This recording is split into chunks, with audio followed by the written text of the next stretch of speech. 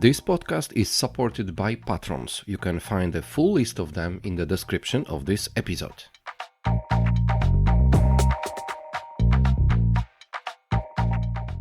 Hello, listeners and viewers of Good Morning BSS World podcast. This is Wiktor, Doktor, and I am talking to you from Warsaw, from Poland, where within this podcast we are meeting a lot of experienced guests from around the world, talking about their companies, their businesses. A cycle which we are in today is organized together with IT Ukraine Association, our partner organization based in Ukraine, where we are discovering what the Ukrainian IT world look like and who are the players of this industry.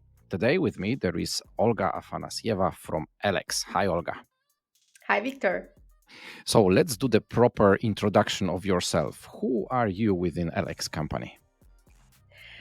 Thank you for having me. Yeah, indeed. My name is Olga. I work for ELEKS as the head of our office in Poland, as well as I am the business development manager for Southwest Europe and Ukraine. So you mentioned you are in Poland, but the company has Ukrainian origins. Yes, our company was founded around 33 years ago in 1991, the year of independence of Ukraine. In the western part of the country, in Lviv, by the family. So we are kind of a family business started organization. And since then, we were growing. And as we started as actually the product company, yeah, we still have them, we still develop them, but we also provide the software development services and consulting services for our clients. Yeah. So we will go deeper into this who is ELEKS and what are you doing on a daily basis. But within this cycle, we always start with some kind of a subjective view on this, what is currently happening in Ukrainian IT industry. So give us some kind of a feedback. What is going on within IT industry?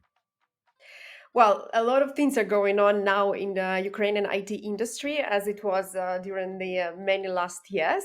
And I'm actually very glad to recommend for the readers and for you to read the recent research, which is called Digital Tiger, which was made by the IT Ukraine Association. And it contains a lot of interesting information about what's going on in the market. Like it compares the state and potential of Ukrainian IT. Especially with other countries, in particular Poland and like the countries who are similar in the technology development. For example, we have 350,000 skilled IT specialists and a growing number of companies from abroad who are looking at Ukraine to develop their business. There are also investors interested, despite of all the economical turbulence that is happening, despite of the war. And this is like something that encourages us in our daily work, of course, and strategy development. Also, interestingly, according to this Digital Tiger research, the computer service exports have significantly increased in Ukraine, and now it constitutes around 4% of the GDP. So that's another signal that the industry is blooming despite of whatever is happening. The other interesting trend is the connection of technology and our government services. You probably have heard about this application called DIA. Is like one-stop shop, I would say, which is developed by the Ministry of Digital Transformation, and it contains all your private documents. So basically, like in your smartphone, you can upload, I don't know, like your diplomas, your passport, and these are valid documents and they are visible only for you. So no one else, like from the network, doesn't have an access to that. And last year, according to the research, 64% of Ukrainians have been using government e-services. In particular, 20 million Ukrainians used the DIA app. So that's huge, and I would say that the population is also like very well aware about these digital opportunities. And another interesting news from Ukraine is the DIA code is now available for other countries. So it's an open source, and Ukrainian government is inviting other governments, other countries to adapt this Ukrainian approach to digital government services. And like traveling a lot on business to different countries, I see that not many countries have this opportunity to be to do like basically in 1 or 2 clicks a lot of operation, like to pay fines, you can vote for social innovations and so on. Yeah, so these are like one of the trends. The other peculiarity is that, well, because of the circumstances we're in, the defense tech is like becoming a big and bigger thing. And currently, like for example, like just recently, the government developed the bilateral cooperation with France in defense tech. The deputy minister of digital transformation and the team of like so-called defense tech cluster Brave One has met with the French delegation. They have a lot of like ideas how to aid the front line, and as well as advanced defense technologies in Ukraine. And I was actually recently the mentor in winter for the recently founded military tech cluster from Lviv, which is called Iron. And they're just like 1 year old, but they already have like more than 30 companies which are developing different products and services in this niche. So it's really something to look at and to like to keep a little eye on that. Digital tiger. All of this data shows that Ukraine looks like a very digital oriented country, I would say. In Poland, we have such an application which is called M-Obywatel, which in English we can mention e-citizen, yeah, or something like that. And but I don't think we have so many users of it as you mentioned that you have of this dia application. So good for you, and I hope that more and more countries will follow with this kind of approach, because it's so easy for us. Each of us is using some kind of a mobile devices, so it's good to have access to this, what we can do via them. Yeah. Yeah, yeah, and like during this last 2 years, like a little bit more. I mean, like after the full-scale invasion, a lot of Ukrainians have been fleeing outside and also like traveling like from Ukraine, and like the downside of this is that we are a little bit spoiled, like using the digital services, and like when you can do everything in 1 click, and then you need to go like to the office to bring like the paper and so on, and we're like, okay, but now there is the open source code. Yeah, yeah, very, very, very interesting approach. Okay, so we have an update from Ukraine as the country. So now let's come back to your company, to ELEKS. 1991, you mentioned that the business was created first of all with some kind of products, then moving to services. So let's focus on that. What are the services which you are providing on a daily basis?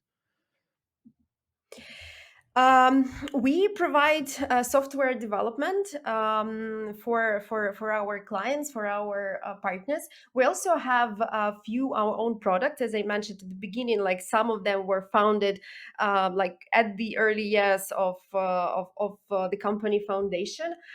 We also have the product called Doktor ELEKS, which is the software for the private medical organizations. We like our company consists of like around 2,300 people, which are distributed, let's call it like this, across the globe. And we have in particularly 20 offices, like offices in 20 cities. In Poland we have 2 offices. So where I am located now, this is Krakow, and this is our recent one. We founded it just like after the full scale invasion, like during the first days, like the first week, I guess. And saying that, like just recently we marked the second anniversary of it. The other office is in Rzeszów. It has been there for a few years. It's like just the small city close to the border with Ukraine. So it's around like 100 people here in Krakow, and it's around 200 people all over Poland. It's quite an international community, mostly like from both countries, Ukraine and Poland. And like as we are working remotely and have distributed teams, and we kind of got used to that very well during COVID times, which was like a training camp before what's going on here. Yeah, and in our company we have many centers of excellence, like the project management office, data science, product design, um, like business analysis, like a lot of directions that we are working at, and the services that we provide to our companies. The other interesting practice that we have is sustainability consulting, as well as product design. So yeah, this is just like a few of the services that we do in the company. So you mentioned 20 offices around the world. What are the main countries where you are present besides, of course, Ukraine and Poland, which you already mentioned? Yeah, Poland is one of our biggest delivery centers. We also have in Europe. We have an office in Croatia, in Germany, in Switzerland, in UK, in France, and like I will not mention all the European countries, but there is also a big office in the United States. We are growing Canada and United Emirates, as well as Japan. One of our recent and interesting partnerships that we have. From one side, Croatia, from the other, United Arab Emirates. Those are not very obvious destinations. Usually, those others which you have mentioned, I do meet a lot of times that companies have their either the delivery centers or the business development offices. But Croatia, it is quite interesting destination. How long are you based in Croatia?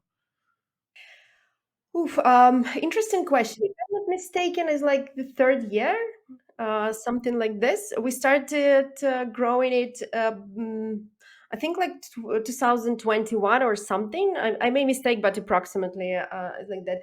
And then, like before, like anticipating the full-scale invasion, the escalation of the war in Ukraine, we've been relocating people over there and hiring locally. So we have two offices now in Zagreb and in Split, just like in Poland. And this United Arab Emirates, it is also quite fresh, probably. Yeah, I think approximately like Croatia, like more or less. Yeah, yeah. I can see that this destination is actually becoming more and more popular for the consulting companies, for IT companies. The Arab Emirates actually are focusing a lot to collect the international experts and the services suppliers just to grow as a big business destination. So I'm not surprised about this destination, but it is just like uprising, yeah, the quite the new one on the global service delivery map. Okay, so we already know when the company started 1991. We already know that there are 20 offices all around the world, and really all around the world, just mentioning Europe, Americas, and Asian destinations as well. So, and we know the scope of the services also. Who are the clients? So you are providing service, software development and some consulting work, but who for? So I can imagine that some of the companies are targeting purely certain industries, like, for example, pharmacy or medical or banking or whatever.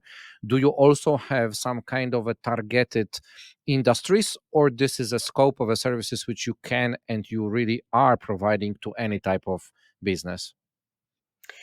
I would say it's both. As the company is kind of, let's say, well experienced in terms of age, it's kind of old. We have a very vast experience, like industry wise, like domain wise, as well as. Like geography wise, and the size of the companies we are working with. So we are working with the enterprises. Some of our clients are like from Fortune 500, but we also work with the small and medium businesses. So it's really, really diverse. And like one thing I'm, like very proud to share, and I think like all my colleagues are proud to share, is that we have a lot of our partners and clients with whom we're working like for 10, 15, 20 years, almost like since the beginning. And this is something that tells a lot about the services and the most important thing, like quality that we provide. And we are proud to say that we provide the tech excellence while building the products, while providing the services. So it's about like the brains of our people, but also like equally important is like the culture of care and like the let's call it like the human face of our specialists, of all of us, I would say. And it is really, really felt like I'm the part of ELEKS for a little bit more than 3 years. And like I really feel like how much we're doing for making people feel like a part of the community, make people feel cared. I mean, like, of course, not everything is perfect, especially as we are growing fast. We're developing delivery centers, like in Poland and Croatia, across the globe. But it's really important that the company is caring about, like, for example, our well-being, yeah, about our mental health support. We are doing a lot of initiatives in my office in Krakow, for example, for people over here, like the art therapies.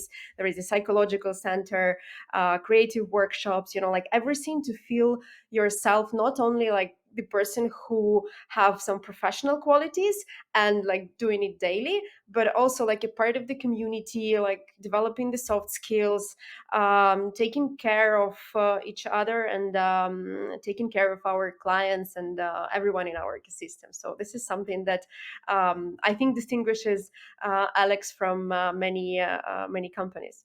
And by the way, I was preparing and for our podcast, and I'm very happy to share. Like, I'm a big protector of, not protector, but like the promoter of like diversity and inclusion. We are supporting women in tech, and in Poland actually we have like almost like 50-50 equality of female and male specialists, which is, I think, kind of very cool.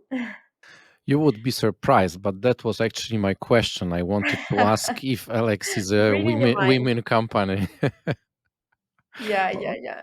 Okay, 50-50. It's good to It's like hear. 45, 55, but approximately is more or less similar to that. Yeah.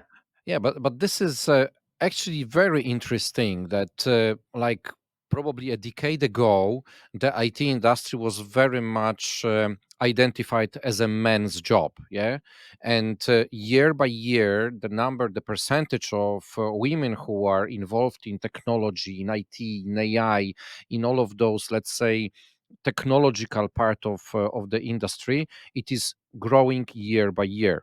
You are also an example being a leader of the Alex in Poland. Yeah, so also a female role in the top managerial positions, which is also very very good to see and hear that this is the way how this gender uh, is changing. Yeah, it is not only focused on one gender but actually both. And it's not only about, like just the numbers. The aim is not to reach like the equality in the numbers that we have, but the aim is like to look at the processes and at the like from the business perspective, like from different angles, and like clearly like different genders have different, and people from different like categories. Yeah, we're talking about D&I, diversity and inclusion. They see the same thing from different perspectives, and that helps to make better decisions, to create like more appropriate solutions for that. I was a few days ago in France, and I was talking to my friend about actually this topic, and he said that in France is much easier like to get promoted for a woman, because there is huge support in big corporations for that. And like there can be, like thoughts that it may be like a little bit artificial, because like, yeah, why just because of the gender you're getting promoted? but we're living in the times when like it's necessary, and unfortunately, or maybe fortunately, this is just the only instrument available now. Maybe like in the future it will be something more creative, but that's very important to have women in creative industries, in tech, and at the roles where they can make decisions, not just like executors. I have two last questions. I have asked you earlier on what are you doing and as a company where you are based, and we already know about those destinations. And now the question, extra question about the clients which you are targeting. We already know the answers about the industries, and you mentioned this Fortune 500 businesses and also small and medium ones. But from which countries are those clients? Is it also a global reach, or you are mainly focused, for example, on Americas or on Europe? It's also very diverse geography. We have many clients in United States of America, in European countries, like for example, I'm focusing on the southwest part of Europe. We also have clients like even in Ukraine, so that's really diverse.